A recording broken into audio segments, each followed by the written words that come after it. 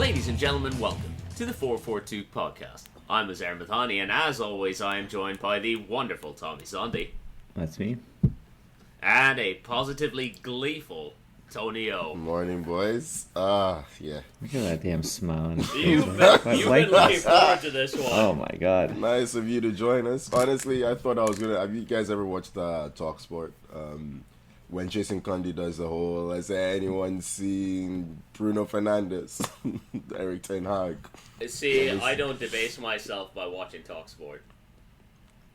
This is the one time it's worth it. Yeah. Yeah? Your boys were missing this weekend. All of them. Shockingly brilliant performance. Nice of you to spread it out. I can leave if you want. No. I can leave. I'm glad you're Okay, here. I'll go back to bed. I'm glad you're here. Yeah. I was having a great time at the beach this weekend, so I don't mind going back to Yeah, you both decided to take the weekend off. Not watch your teams play. I'm not sure how that works. I think we timed it pretty good, but I'm going to be honest. I think I had a better time at the beach than watching the football. Yeah, you definitely did. I mean, I enjoyed the football, I have to say. It's really nice to see. Nice and easy to talk when your team doesn't fucking play until the Monday, isn't it? Remember how happy I was on the pod last week? Yeah. I had to deal with Tony putting in those tweets of like this about Chelsea, that about Chelsea, this Chelsea. I can read the stats. He's got his list there ready. We will save that for a little bit. We will get to the stats. They're not that many. It's just on Todd Bowley. But to be fair, Izzy, last week you did predict United would struggle against Wolves. They won, but you predicted they would struggle to a win. I'm amazed. I know what I'm talking about. I know what I am talking about. Yeah, somehow you're the only one who predicted that you guys actually aren't that good. But yeah, that's well played. This is why you boys need to listen to me more. You don't listen to me enough. And I guess with that, might as well get stuck in. Tottenham 2, Man United 0. Now, as Tony alluded to, I did not watch this game live. I did not watch this game back, which I would normally do when I miss a United game. Because Tottenham beating Man United, to me, good result for Tottenham. Apparently we did not look very good. Looked like I've heard that it's a lot of the same problems we had against Wolves with our midfield, etc., etc. But that is not what matters to me about Man United this week. The only thing I care about talking about Man United this week is how they've handled the entire Mason Greenwood situation. And trigger warning for sexual assault and rape for anyone listening. This is going to be me for the next little bit. I'll put in timestamps if it's not something you want to hear and you want to skip it.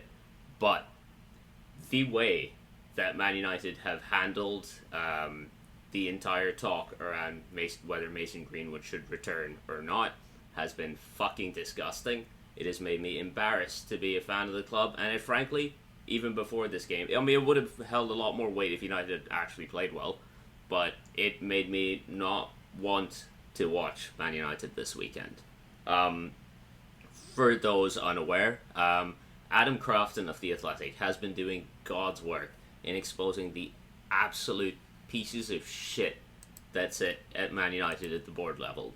Richard Arnold, if John Murtaugh is involved in this, if Ten Hag is involved in this, pieces of shit, every single one of them morally bankrupt.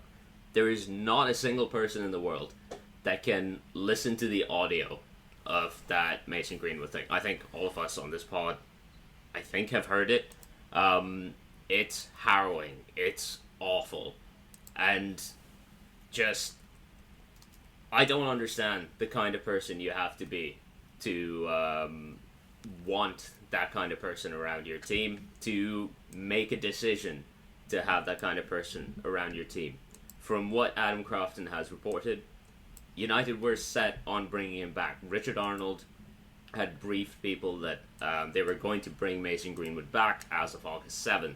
That keeps getting pushed back because thankfully fans are seeing a bit more sense than the actual board. They've been protesting, they've been pushing it back. There were protests outside Old Trafford before the Wolves game. There have been protests online. People have been posting the email address for United's support and Richard Arnold. People have emailed in. I emailed them in. And it shouldn't take that level of stuff to deal with someone like Mason Greenwood. Mason Greenwood is a piece of shit. You drop him. I know, Tony, we were talking about this earlier. On the football side, it doesn't make sense either. The football side is fucking irrelevant in this case, but it doesn't make sense. He hasn't played for 2 years. Drop him. There is no reason to keep him on. If you can't terminate his contract, at least don't fucking bring him back. The talk seems to have shifted towards them not bringing him back now, but they made lists of potential people who would be hostile, and this is their words, not mine, hostile towards the return of Mason Greenwood. You know what this hostile list included? Journalists, charities. Imagine fucking labeling a charity as hostile and then thinking, yeah, we're doing something right here. Because that is what this Man United board is. And it's fucking embarrassing time to be a fan of this club. That's why I did not watch Man United this week. If you guys have anything to say on the Tottenham Man United game, go ahead, because I didn't watch. I don't care. Football is irrelevant to me this week. Yeah, I mean, this is a topic that I think it's going to hit very close to home for you, because right now your club is the one who's kind of on blast about the way they're handling the situation, but I think this is just a football-wide problem. Incidentally, congratulations to the Spanish national team, the women's Spanish national team, on their victory over England in the World Cup final. Really good game. Two really good football teams. Did you guys see any of the post-game? I did. Yeah, yep. I did. Yep. Jenny Hermoso being. I mean, it's the most bizarre. Let's say what it is. Yeah. Being sexually assaulted live on TV by the head of the Spanish FA. Yeah, Luis Rubiales. It's just it just pretty much shows the attitude that all of the men in. I don't want to say all of the men, but let me put it this way. It just shows the culture of men in football towards women. There's a lack of respect and a sense of entitlement towards it. She's come out and said how uncomfortable she was. That it was clearly, I mean, the idea of saying it was clearly non-consensual, it's just crazy. He just grabs her.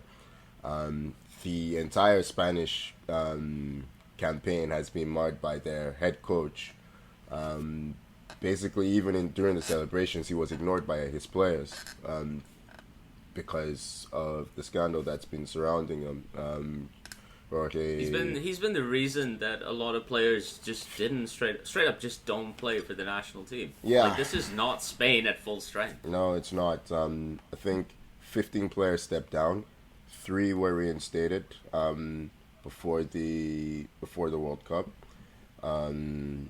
Alexia Putellas as well. She had stepped down previously in support of those 15 players and their complaints against the treatment of the national team head coach. I mean, that's just one incident, and that's a triumphant, at least. There's a triumphant side to it, that despite all of what they went through, they were still able to thrive at a World Cup and succeed. Olga Carmona scoring a really good goal to win the game, incidentally, as well. It's bittersweet for her, because I actually read that she had lost her dad before the game, but she wasn't told until after, so that's crazy. But generally speaking, I mean, every club's on blast, to be honest. Arsenal, it's very uncomfortable with the Thomas Partey situation. You know, allegedly there's some things around him. We've read things, I'm not going to talk about every club, but, you know, we've read things about Mendy, the way that's been handled. Stories come out from everywhere. Every week, I mean, it's not even just football, is it? Like, I'm wearing an NFL jersey today for anyone listening to the audio side. The NFL has their own problems. The NHL has all these problems with it as well. It's the culture in men's sports. Yeah. But, yeah, it's just something, you know, it's something that we probably need to I don't know. That there needs to be a discussion about what can be done, what should be done, and what has to be done. But yeah. I mean, until the people in charge don't change, it's not going to filter through. Yeah. You look at 100%. The likes of Rubiales in Spain. You look at what's the fucker's name? Richard Arnold at Man United. Until like people like that don't start leading the charge for change, nothing's gonna fucking change. What's the FIFA president's name? Infantino. Yeah, Infantino is as much part of the problem as well. Yeah, Lucy Bronze ignored him during after, I guess, receiving the medals and everything because of some of the comments he'd made about them having to convince the men over some of their complaints. It's an archaic system. I hope it crash. It's gonna crash and burn at some point. The sooner the better, because the guys at the top are idiots. So, but bringing it back to the football. This is where you boys take over. Yeah. Right, kick back. Yeah. You said it was similar to the Wolves game. This was different. This is a very different way. Yeah. In the Wolves game, Wolves ran through you. They just ran through you. They paid you no respect. We did make Mateus Cunha look like prime cock. Yeah, and he was looking like, I don't even know what to. Not just Cunha, Nunez as well. They were just all running through you on Monday. They just couldn't finish, because they're kind of rubbish in general. But in this game, you guys started really strong, and Tottenham were quite scared of you, clearly. And they started to get a foothold in the game. Son started combining with what's the new fullback's name? The left Udogie? back. Sorry?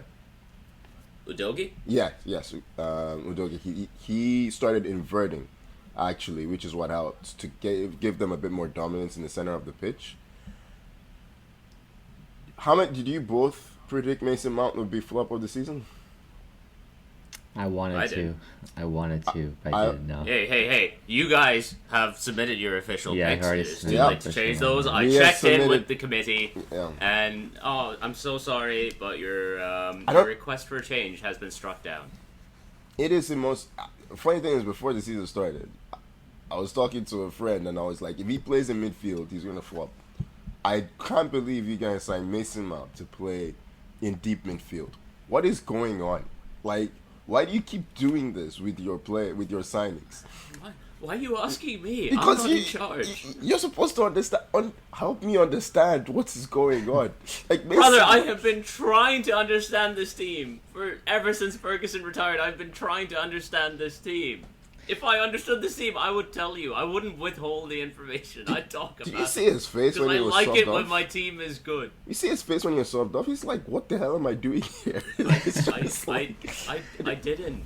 I didn't watch the game. Mount's at his best, like, when he's just like either number 10 or he's like a winger that just always cuts inside and plays in like an inverted. That's all you can really play on there. That's what I thought he was going to... I thought he was going to put sit Mason Green, not Mason Greenwood, Anthony. I think he was going to sit Anthony down. Jesus Christ, Tony. He's struggling. I thought he was going to sit Anthony down.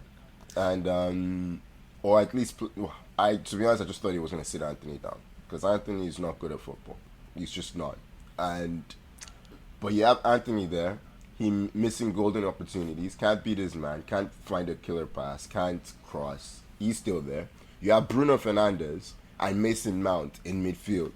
That is crazy. Like, I'm looking at, Bruno Fernandes is playing hero ball from everywhere. And I don't blame him, because that's his game. It's like, what else is he going to do in this situation? He's just like, fuck, we never have the ball. We got to try to do something with it when we do. Like, it's like playing a forward in two forwards in defense, or in midfield, sorry. But anyway, I don't know what you guys are going to do.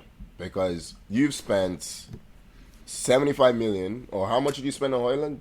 On a guy with a broken back.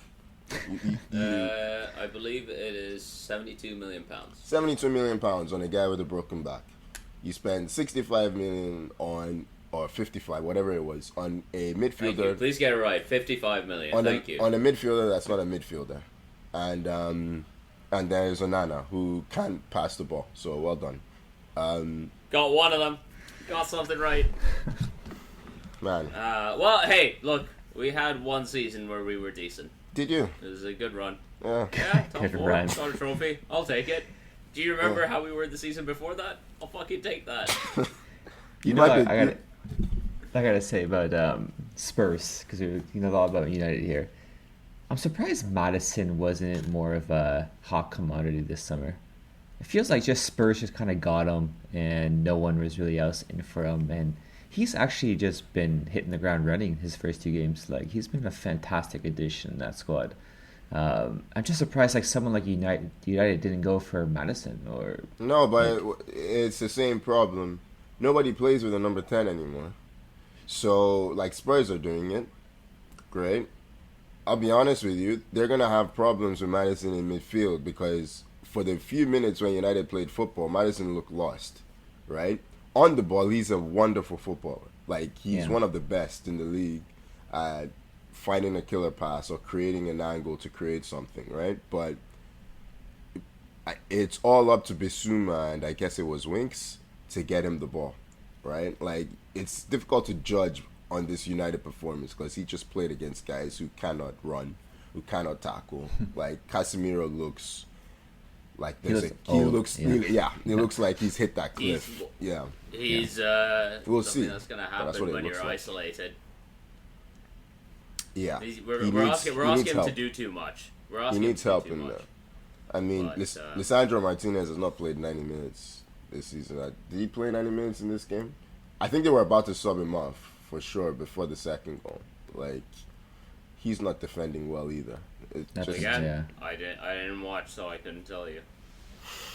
Yeah. One of the ugliest goals you'll see is that one from what a Davies, finish! And then Sancho swipes it. What a finish! I forgot about that. That was really brilliant. ugly. Yeah, that was brilliant. Yeah. Wow, the butcher. I definitely did butcher that one. Yeah. Oh yeah. Oh definitely. All right, let's move on. Tommy, it's your turn. West Ham 3, Chelsea 1. Let me rephrase. A 10-man West Ham 3, Chelsea 1. Oh, we were 10-man as well. Whoa, hold on. We were 10-man too. Oh, okay, just because you subbed on Mudryk, you don't get to claim that you were down to we can claim that. That's on you. No, that's on you. That's an unforced error. I mean, I still count as playing a 10-man. But no, Tony, your turn, Tony. Come on, you've been salivating for this. Let's bring out the stats, yeah, Tony. Do you have quick access to your stats? Sure. I mean, in the time that I keep calling him Ted Bowley. I just cannot stop calling him Ted Bowley. But Todd Bowley has been at Chelsea. You have made 24 signings, 11 wins. 11 wins in the time that Todd Bowley. I thought it was 16 wins. It was 24 signings, 16 wins. I think it was. This is Premier League. This is Premier League. Oh, yeah. Okay, you're right. Gotcha. If you want to count all the Carabao, you can do that. This is Premier League. You have spent £85 million per year. Yeah. Per win. Per win. Oh, right. sorry. Yeah, per win. Yes. The last time. I wish they'd spend £85 million per year. Yeah. The last time Chelsea were in the top half of the table, the United Kingdom had a different sovereign leader. So, yeah. I could read up all the stats, but Tommy. Why stop there? Come on, Tony. No? I'm okay if you keep going. You can keep going, Tony. These have. Talk to me about Caicedo. Yeah. Where's the stat? Do you have his stats on his debut? I've seen so many stats on Caicedo. I saw like a dossier on his on his errors. There were some people saying he made about 56 errors in the game. Some people saying 63. I mean, it's just, yeah. I know he had like, there's like zero duels won. Zero duels won. My favorite stat is that Chelsea spent what? £220 million for one player to miss a penalty and the other one to concede a penalty. Yeah, that's a good one too. That's brilliant. Yeah. What a midfield. What a double pivot that is. Yeah. Yeah, the Caicedo makes me very excited to see what Lavia is going to do in his debut. Mm-hmm. Oh, great. You could talk about Michael Jackson as well. Let's start there. Yeah. Yeah, not a great. Honestly, you know what? We can shit on all these people. The one I really want to shit on the most is Mudryk, because we got scammed. You got scammed by Mudryk. Brother, you got scammed by everyone. Yeah. Like, you single-handedly funded Brighton. Like, you're gonna keep them in business for like millennia. But just Mudryk, like, he is terrible. Like, dude, like, there's no way around it. Like, he's honestly like the bit. Like, I thought Raheem Sterling actually he played well. In this he played game. Well. Oh yeah. There was one point where he put a cross in, and Mudryk's running in at the far post and tries to side foot volley it at goal, and ends up passing it back to Sterling. Yeah, it's a brilliant ball. It's a brilliant return pass. 1-2. I remember when a ball like that for Chelsea would be Marcus Alonso running on the end of it and scoring a back post. That's what I remember. Wow. Yeah. Do you know how damaged you need to be for your memory of that to be Marcus Alonso? I know, right? I thought you were going to say Frank Lampard or something. No, Marcus Alonso. I was expecting Drogba. Yeah, Marcus Alonso. Yeah, damage. No, Mudryk is like, honestly, like, people were talking about it in preseason. Oh, he's here. He's arrived. By people, do you mean you? He had a goal. No, I meant Chelsea fans. Like, okay. He had a goal. Again, he had a goal in preseason. Notice how he's now excluding himself from that. And he ran fast. And they're like, oh yeah, he's ready to start the season with a bang. And he's been posting on Instagram like, don't judge me on my first season, or I'm gonna be better. All this was that before shit. or after he was posting pictures of guys from the gym and making that exactly another ass in the squad. But honestly, it's like, what a waste of money. And I'm trying to think, Tony, we should have a competition. Who's worse, Anthony, Mudryk? Who is just the worst signing between these two? Should we have a competition? Mudryk. Anthony has actually scored a goal. He scored a goal. Okay. Mudryk has the potential to be better, but Anthony is better. But Anthony is better. Okay. Yeah. Mudryk's just in an environment where he's not accountable to anyone. Like, he can dribble, he can take on his man, he's quick, but he just looks like a guy that has made it, and he doesn't care. There's nothing you can do. He's got a 9-year contract, right? Like, what incentive does he have to push himself? What incentive does he have to be professional? And that's like your entire squad. Like, you don't build a team like this. You just don't. You have a squad full of unmotivated players. Now, that was supposed to change this season a bit, but it just looks like towards the end of the window, you decided to throw away your plan and start doing all the stupid things you were doing last season. Like, why are you buying Caicedo and Lavia? Like, why? It doesn't make any sense. It looks like you just did that. What makes sense in this Chelsea, to be honest? Well, to be fair, like, getting rid of everyone and then putting Jackson up front, I don't know. It looked like you had a plan to have this young, dynamic team. And then you just started doing stupid things all over again. Chukwuemeka looks good. It looked like you were investing in youth. I don't know, Tommy. But, like, you look good against... I struggle to understand anything Chelsea do in the transfer market. Yeah. And you know what? On the pitch. Anything Chelsea do. Anything Chelsea. I just struggle to understand. At least before, like, when Abramovich was there, like, you always knew there was a plan. Has a forward scored this season? I don't think so, huh? Who scored for you in this game? Chukwuemeka scored. Yeah. Is he a forward? And then he got injured. Is he a forward? He was playing attacking. Yeah. Okay. And against Liverpool, Disasi scored, right? Yeah. I mean, Tony. I mean, to be fair, we only played 2 games, so I'm not gonna be like. Okay, let me rephrase. Does an attacker look like scoring? I mean, not really, but. Okay. Are you backing an attacker to score next week? Yeah, the one we're gonna sign in the next week or two. That's. They're playing Luton Town next week. An attacker better fucking score. Okay. Like, the thing is, just like, for sure, Chelsea, we're not done in the transfer market. You know they're buying someone, and most likely it will be a forward. It's irrelevant. Yeah, I'm just saying. Like, I know there's gonna be more signings coming in, which is gonna disrupt the squad even more than it already is. Where there's no chemistry whatsoever. It's not like the two Chelsea games. For me, it's not like we've been absolutely terrible like last season, like absolutely terrible. Where there's actually been some good things here and there. But like even when Potter was there, you'd have stretches in games where you looked decent, and then you couldn't put the ball in the net, and then you'd get fucked over. It was exactly the same as what happened in this West Ham game. But what I'm saying is like, unlike the other, how many games there were before, we actually those are unbearable to watch. For me, at least. I can bear to watch these games. I think that's because you haven't seen too many of them in a row. I think the Liverpool game was good. I think the West Ham game, after they went ahead, they honestly looked like a team that had given up. Well, for me right now, it's like, when you're a young team like that, I think it's hard for you to find the answers in games, right? And it's easy to sort of, okay, well, we can't break through here, then maybe you give up, as opposed to like when you have a lot more older, experienced players in your team, right? You can have that sort of like last season. Yeah, well, last season didn't count.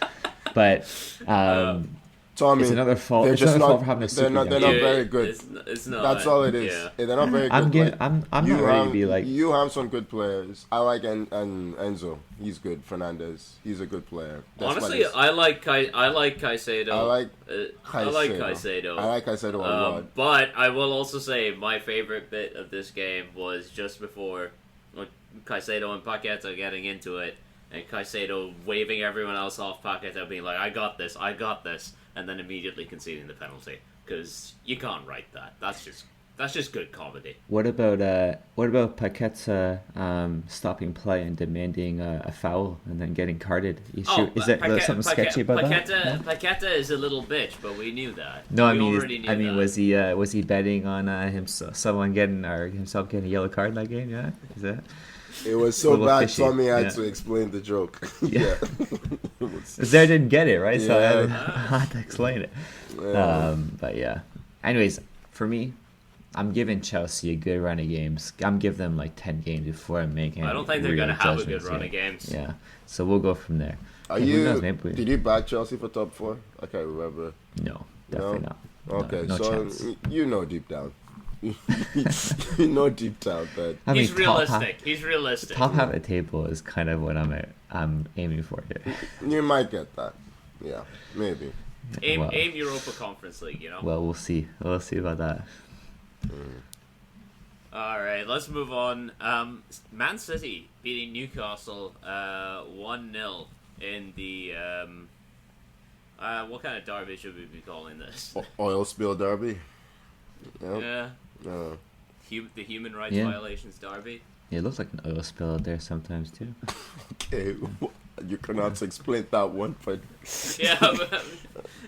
Tommy, please go on explain. I just mean in terms of besides Alvarez, there really wasn't.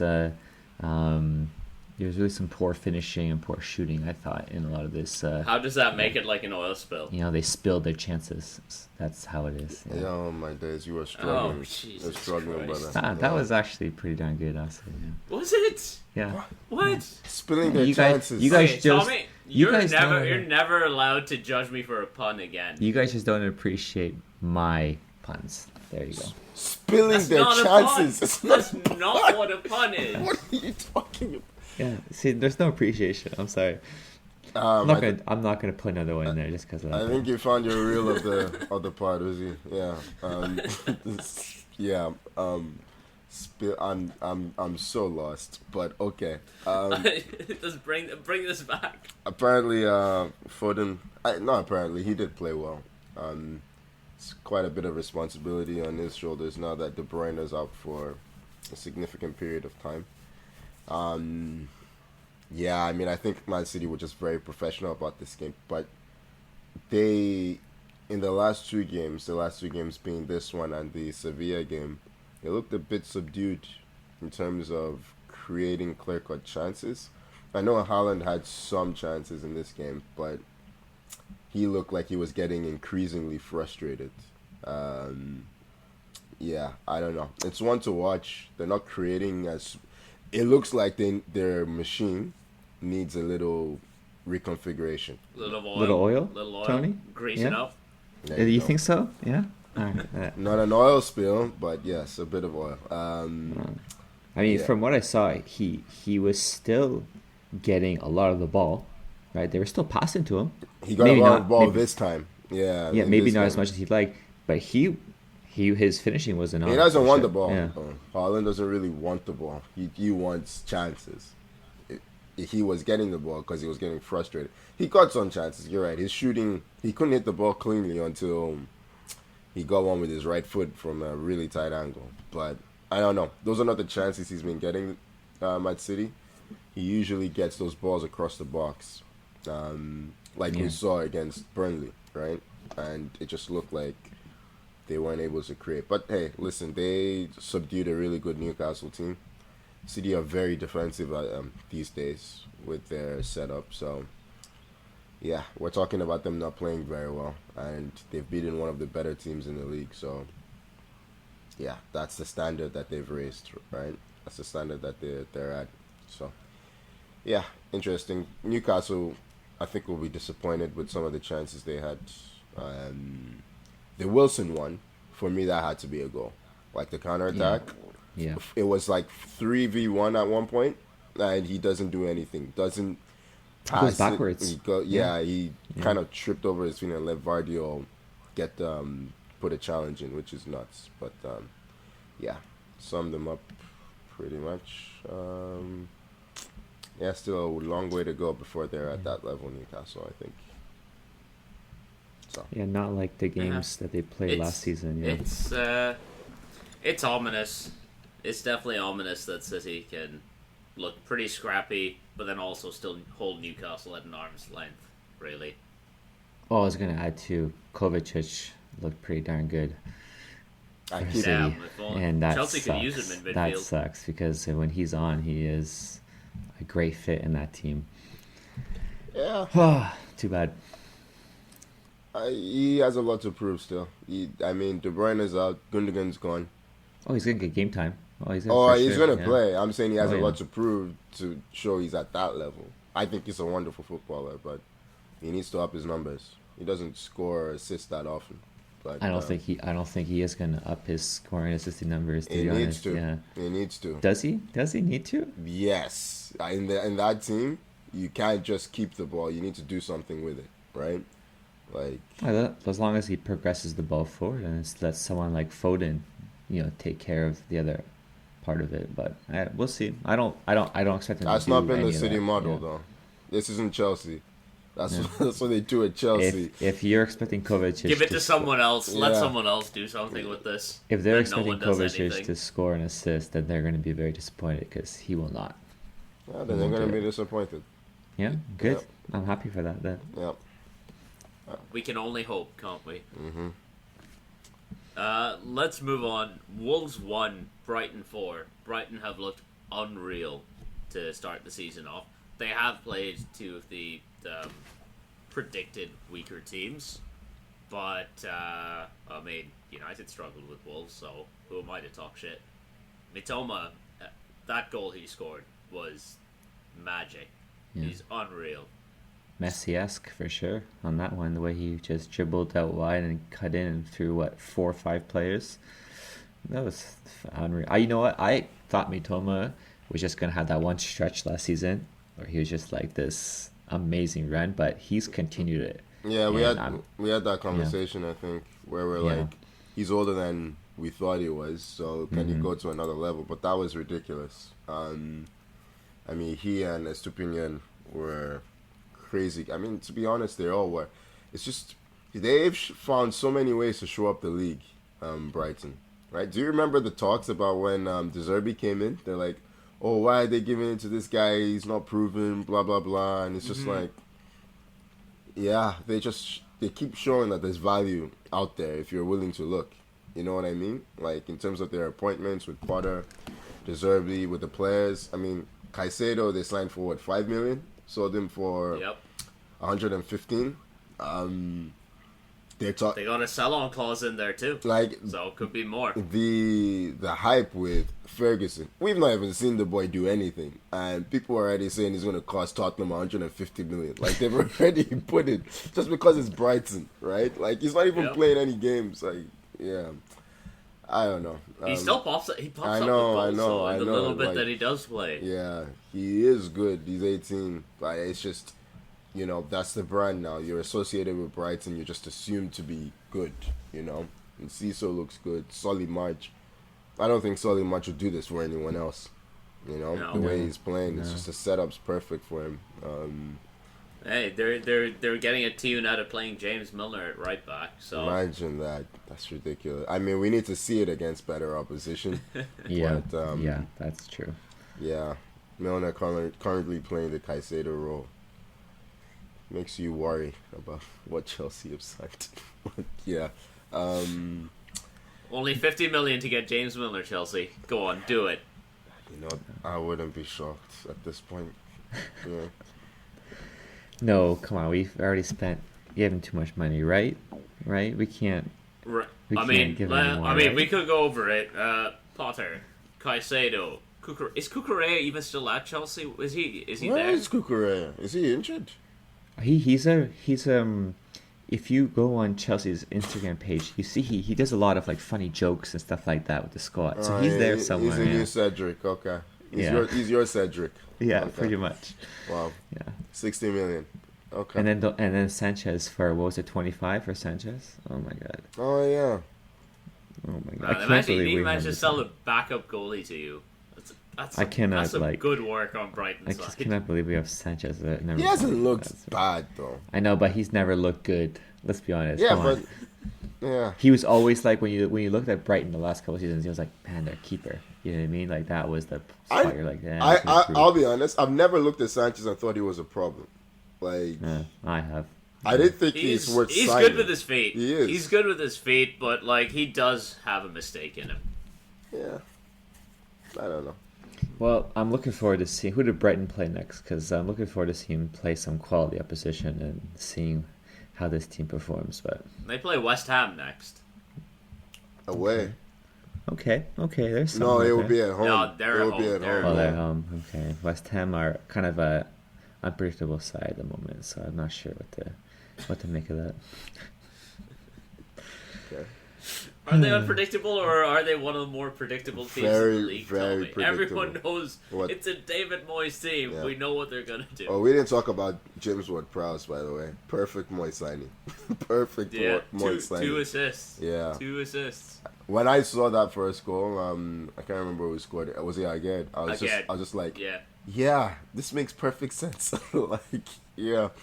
Sushek probably, he looks useful again now that they have Ward-Prowse. But anyway, yeah. Getting distracted. Do we have anything else to say about Brighton or Wolves? I just want to see where Deserby goes next at this point.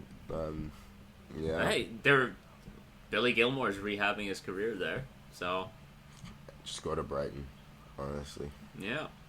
Yeah. Let's move on. Liverpool 3, Bournemouth 1. I mean, I don't think I learned anything about either team in this. Liverpool look good going forward, look shaky at the back. Because, I mean, who did they sign this week? Endo from Stuttgart, I believe, yeah. He has gone Wenger. He's gone full Wenger. Jurgen Klopp. You need, who is it that we need? You need N'Golo Kante. You sign Mohamed El Neni. He's gone full Wenger. He's in that period of his life where suddenly ideology makes more sense than actual reality. He can't seal any signings. I mean, Chelsea beat him up last week. You really beat him up with the Caicedo deal. That was really embarrassing to announce a signing and then see him end up somewhere else. And then your second choice signing goes to the same club. Yeah. Liverpool fans are not happy with him at the moment. behind the scenes, I think they lost their directors of football, right?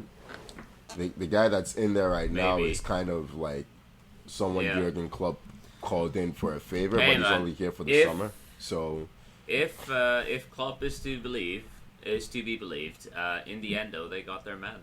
So all's well that endo's well. Hey, I've not seen Endo play that much, if anything, to be honest. But from what I've read about him, he was the beaten heart that Stuttgart team, and they say unbelievable. He was one of the best CDMs in the Bundesliga. Okay. So he might actually be a really good player. So he might be, but he was revert available. My judgment on it. He was available the entire summer, and they went for anybody else.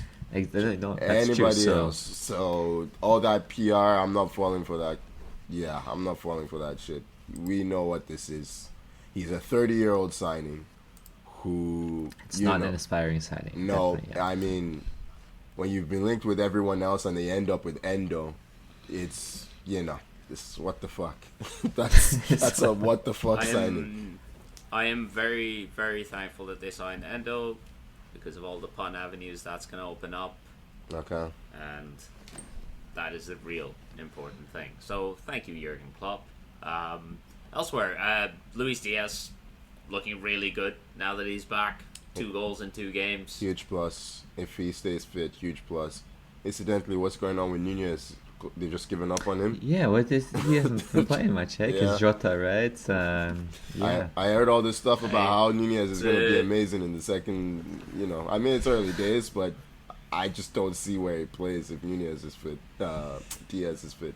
So, yeah, that is their best front line. I'm just saying, they're Darwinning without him, so... and then there's another I don't want to say just bad refereeing call with McAllister's red card there too. Just for me, you can't be given a red card for that. It's one of those. You know how we keep saying we need former footballers as referee. Like, there is no single footballer or anyone who plays football that calls that a red card. It's just not it. It didn't look like a red card on first viewing. Like, I was so shocked when I saw red. And then you see the replay and you're like, I don't even, like, a yellow card maybe. You know what I mean? It's like a maybe yellow card. You could warn the guy and just be like, be careful next time. And then no one would say anything. A red card is nuts. And it's one of those things where on VAR you can justify that, oh, his foot is high and blah, blah, blah. It's like, come on, man. We know what this is. But, I mean, the refereeing, the United game, Stonewall penalty, by the way. It's ironic because it was a makeup call for last week. In theory. I'm just saying, when I saw the still in the replay of that, I saw it. I was just like, it's a makeup call for last Stonewall week. penalty. It's not going to benefit Wolves, who will justifiably be upset about last week, but.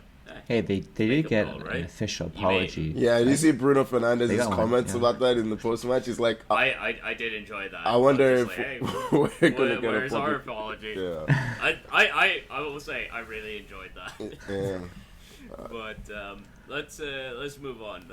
We're short on time. Villa 4, Everton 0. Yikes. Yeah. Villa destroyed them.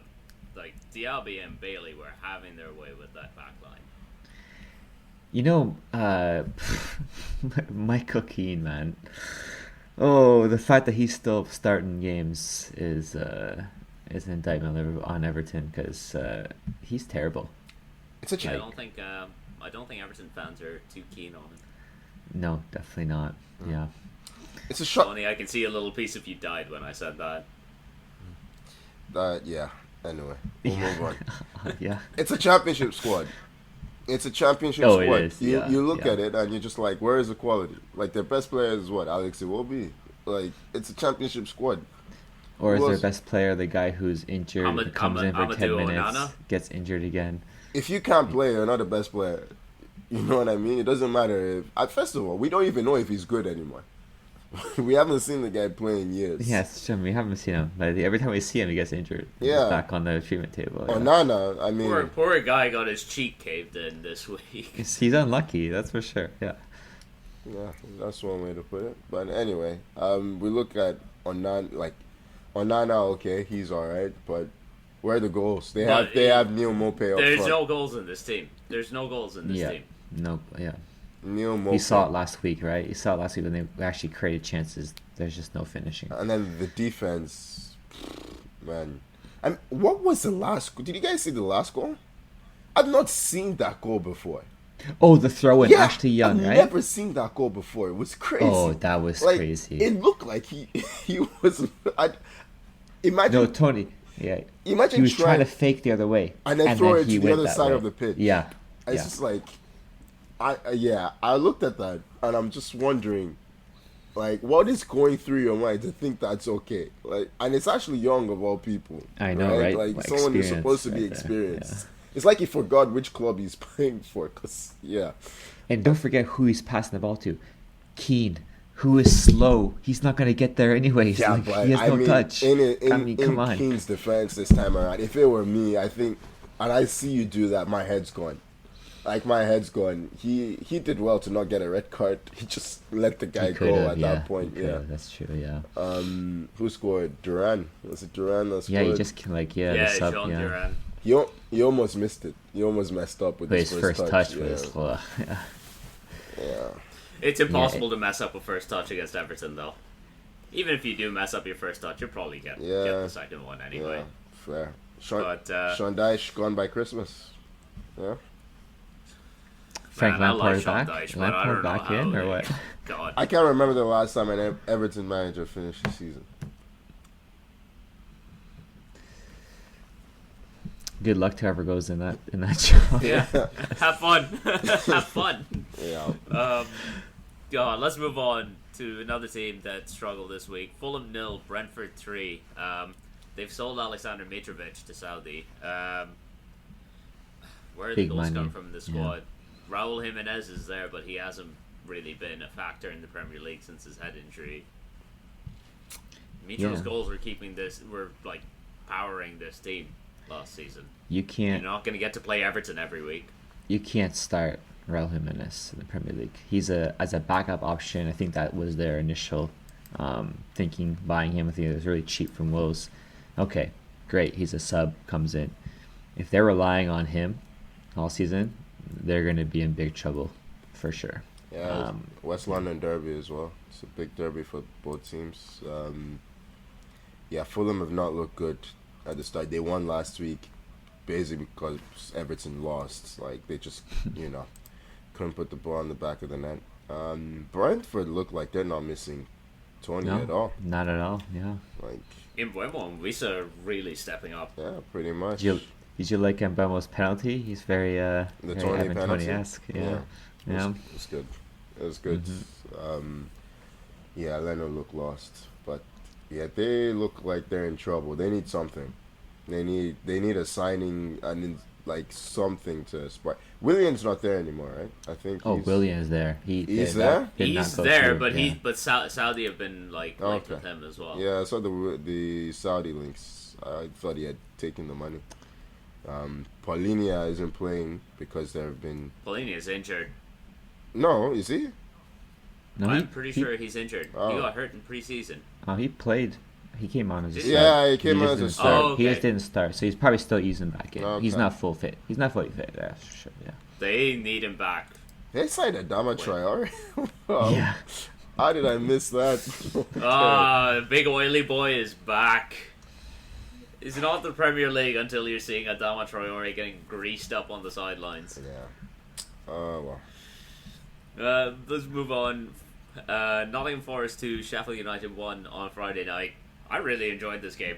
It was a shit show, but it was a lot of fun. Yeah, two bad teams. Slugging it out. But Chris Wood with the winner, yeah? In the end, he's still there. The better squad told. I didn't realize he was still there. The better squad told in the end, I think. Forest were able to bring on some actual quality. And, Sheffield United, I don't know. I mean, Sheffield United, you look at their squad and it's just... Yeah. I mean, we call Everton a championship squad. I think Sheffield United have possibly a worse side. They lost. I think they lost their best striker to. Their best players were on loan from Man City. Yeah, but they also had a player who's gone to France now. I can't remember. I think he either went to Marseille or something like that. The name escapes me. But they've lost a lot of quality. A lot of the quality that brought them up, which is really, really unfortunate. So, yeah, you can see why their fans aren't very optimistic about the season. And they'll take the parachute payments, go back down, and try to rebuild from there. Basically, do what Fulham did a few years back. Yeah, that looks like their strategy, but it's not a fun season for those involved. It's not a fun season. Yeah, you get a bad season out of it, but it's not the worst medium term strategy, provided you hit on your signings afterwards. Yeah. But yeah, gotta be rough for them this season though.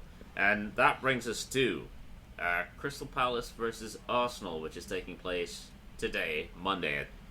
Do we have any predictions, boys? It was Ndiaye who I was talking about. Ndiaye. Yeah, he went to Marseille. Should I go first? I would say you might as well. 2-0 Arsenal. Yeah. Tommy, what you got for me? 2-1 Arsenal. I'm going 3-1 Arsenal. Oh. So we know Palace is winning today. Alright. Yeah, Arsenal's defensive discipline tends to be better away from home. So I'm hoping that continues. Yeah, we'll see. Will they randomly bench Gabriel again? Because my fantasy team was not happy with that.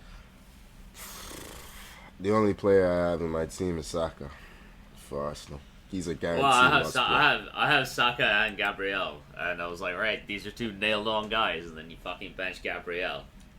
Arteta's gonna be bald by the end of the week with these kinds of moves. There was a link for Gabriel to Saudi. I have a feeling that him benching Gabriel had to do with that. Yeah. Okay. I don't think he's going, but I just think Arteta didn't want the distraction on the day, so he said he made a tactical decision. It's not a tactical decision. But, yeah. Hey, so, what's his Neymar made that move official, eh? Yeah, if there was ever a player that belonged in Saudi, you know what? That feels right. Yeah, that feels correct. It does. He's been retired for a while. I love Neymar, but Hey, some of the terms in that were I don't know if it's true or not, but one was like 500,000 for every positive post about Saudi Arabia he gets. That. Yeah, I can't imagine. I don't know how real they are, but I almost believe it, to be honest. Something like that. It would be very on brand for both Neymar and for Saudi. Oh yeah. So yeah. Mm-hmm. And they do love some brand synergy. Oh, did you guys see the Inter Miami MLS League Cup final? Messi. Yeah. Man, Ronaldo lifts a trophy. Messi lifts a trophy. It's just like, yeah, they're just battling it out several miles away. What a goal, huh? Yeah, Messi. Oh man, the classic, yeah. It was a great game actually, against Nashville. Great game, great shootout. But, he is just loving life. He's loving life. He's having so much fun. Like, look at how much he put a captain's armband on DeAndre Yedlin, and DeAndre Yedlin started freaking out. Yeah, he was embarrassed. What the fuck is happening? He was embarrassed. Yeah. It was funny. If you go back, remember when DeAndre Yedlin was at Newcastle briefly? If you went back to like that 2011, 2012 kind of period and told me that, yeah, one day Lionel Messi's going to be putting a captain's armband on this man. Honestly, mad. Football is mad. More players who are struggling in Europe, they should just make the move, man. Like a lot of these players, and it's so much fun. I went to a TFC game last night. TFC are shit, but Bernadeschi scored a couple of beautiful goals. Insigne came off the bench and was fantastic. Hey, Bradley. We don't talk about the rest of the team, but Bradley Wright-Phillips is a legend. He's a legend. He couldn't cut it at Man City. He goes over there. Instant hero, right? I'm just saying, Josie Altidore is a hero for TFC and was maybe the worst striker I've ever seen. Is he a hero? I guess he's a hero. Yeah, he's a hero. He won a title. Yeah, he won a title. Right, yeah. But I think that's yeah, pretty much all the time we have today. Follow us on Instagram and Twitter at 442. Subscribe wherever you get your podcasts. As always, thank you for joining me, Tommy. Cheers, guys. And thank you for joining me, Tony. Well done, boys. Well done on making it through. Made it through. Made it through. Yeah. Only wanted to go back to bed, every 5 minutes during that one. But thank you so much for listening, and we'll see you next week. Bye-bye.